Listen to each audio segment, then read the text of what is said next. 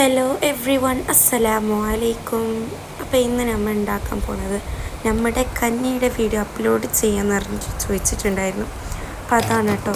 അതിലേക്ക് വേണ്ടിയിട്ട് നമ്മൾ എടുക്കുന്നുള്ളത് ഒരു 1.5 കപ്പോളം നമ്മൾ ഗീ റൈസാണ് നമ്മൾ എടുക്കുന്നുള്ളത്. അതിന് ശേഷം അതൊന്ന് നന്നായിട്ട് തന്നെ ഒന്ന് കഴുകി കൊടുക്കുന്നുണ്ട്. അങ്ങനെ കഴുകിയതിന് ശേഷം നമ്മുടെ കുക്കറിലോട്ട് നമ്മുടെ ഈ ഒരു ഗീ റൈസ് നമ്മൾ ഇട്ട് കൊടുക്കുകയാണ്.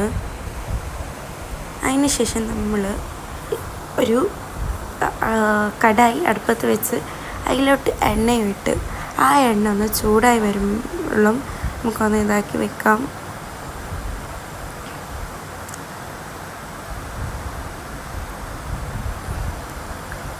ഓക്കെ, ഇതാ എണ്ണ നന്നായിട്ട് ചൂടായി വന്നിട്ടുണ്ട്. അപ്പോഴത്തേക്കും നമ്മൾ 3 സവാള അരിഞ്ഞത് നമ്മുടെ ഉള്ളി, നമ്മുടെ ഓണിയന് ഇട്ട് കൊടുക്കുകയാണ് കേട്ടോ.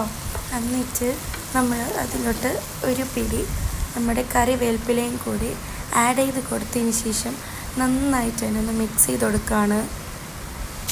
എന്നിട്ടിതാ അത്യാവശ്യം ബ്രൗൺ കളറായി വരുമ്പോൾ നമ്മൾ അതിലോട്ട് ക്യാരറ്റും പിന്നെ നമ്മുടെ ഗ്രീൻ ചില്ലി പേസ്റ്റ്, അത് ആ ഗ്രീൻ ചില്ലി നമ്മൾ പേസ്റ്റ് ചെയ്യുമ്പോൾ മൊത്തത്തിൽ ഇതാക്കും കല ജസ്റ്റ് അതിൻ്റെ സീഡൊക്കെ വേണം. അതിന് ശേഷം നമ്മുടെ ഇഞ്ചി വെളുത്തുള്ളി പേസ്റ്റും കൂടി നമ്മൾ ആഡ് ചെയ്ത് കൊടുത്തതിന് ശേഷം അതിൻ്റെ ആ ഒരു പച്ചമണം പോകുന്നത് വരേക്കും നമ്മൾ നന്നായിട്ട് ഫ്രൈ ചെയ്ത് കൊടുക്കണം. എന്നിട്ട് നമ്മൾ നേരത്തെ വേവിച്ച് വെച്ച് നമ്മുടെ ഗ്രീൻ പീസും പൊട്ടാറ്റോയും ഇതുപോലെ തന്നെ ഇട്ട് കൊടുക്കുകയാണ്. അതിന് ശേഷമാണ് നമ്മൾ ഈ ഒരു കടായിൽ വെച്ചിട്ടാണ് നമ്മുടെ ഈ ഒരു പൊട്ടാറ്റോ നമ്മളിങ്ങനെ മാഷ് ചെയ്ത് കൊടുക്കുന്നുള്ളത്. ഇതുപോലെയാണ് കേട്ടോ, നമ്മളിങ്ങനെ മാഷ് ചെയ്ത് കൊടുക്കുകയാണ് നമ്മുടെ ഓരോരോ പൊട്ടാറ്റോസും.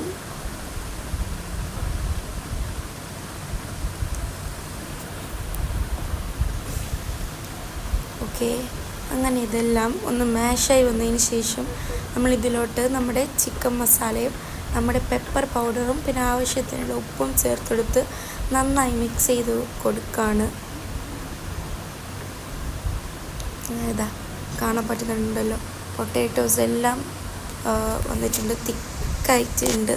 അതിന് ശേഷം നമ്മൾ ഇതിലോട്ട് ചിക്കന്, നമ്മൾ വേവിച്ച് വെച്ച നമ്മുടെ ചിക്കനും കൂടി നമ്മൾ ഇതിലോട്ട് ആഡ് ചെയ്ത് കൊടുക്കുന്നുണ്ട്.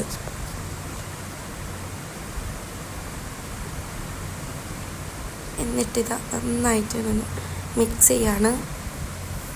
അങ്ങനെ ഈ ചിക്കന് ഈ ഒരു മസാലയുടെ ഭാഗത്ത് മുഴുവനായി വന്നതിന് ശേഷം നമുക്കിതിലോട്ട് മല്ലിയില നമ്മൾ മുറിച്ചിട്ട് കൊടുക്കുകയാണ്. അങ്ങനെ പിന്നെ നമുക്ക് സമൂസയുടെ ഇത് റെഡി ആയിട്ടുണ്ട്. അതിനുശേഷം നമ്മുടെ ആ ഒരു റൈസിന് വേണ്ടിയിട്ടുള്ള ആ ഒരു തേങ്ങ കൂടി ചിരടിയിട്ടുണ്ട്.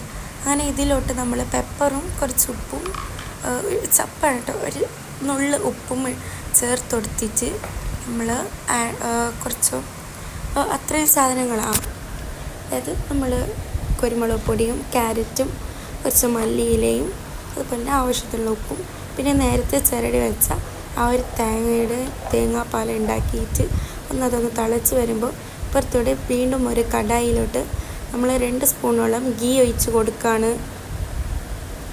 അങ്ങനെ ഈ ഗീ ഒന്ന് മുഴുവനായിട്ട് മെൽട്ടായി വരുമ്പോഴത്തേക്കും നമ്മൾ ഇതിലോട്ട് ഒരു സ്പൂണ് 2 സ്പൂണോളം അത്രയും മതിയാകും, അത്രയും നമ്മളിതാ ഓണിയൻ ഇട്ട് കൊടുക്കുകയാണ്. എന്നിട്ട് ഇതൊന്ന് നന്നായിട്ട് തന്നെ ഒന്ന് ഫ്രൈ ചെയ്ത് വരണം. ഓക്കെ, ഈ ഒരു ഫ്രൈ നമ്മൾ ചെയ്യുന്നുള്ളത് ഈ ഒരു നമ്മുടെ ഈ ഒരു കഞ്ഞിയിലോട്ട് ആഡ് ചെയ്യാൻ വേണ്ടിയിട്ടാണ്. ഓക്കെ, അങ്ങനെ ഇതാ മൊരിഞ്ഞ് വന്നതിന് ശേഷം നമ്മളുടെ ഇതൊന്ന് ഇട്ടതിന് ശേഷം നമുക്ക് അടപ്പൊന്ന് മൂടി വെക്കാം. ഇനി ഇത് നമുക്ക് ഫ്രീസ് ചെയ്ത് വെക്കാനുള്ള നമ്മുടെ ചിക്കൻ മസാലയാണ്.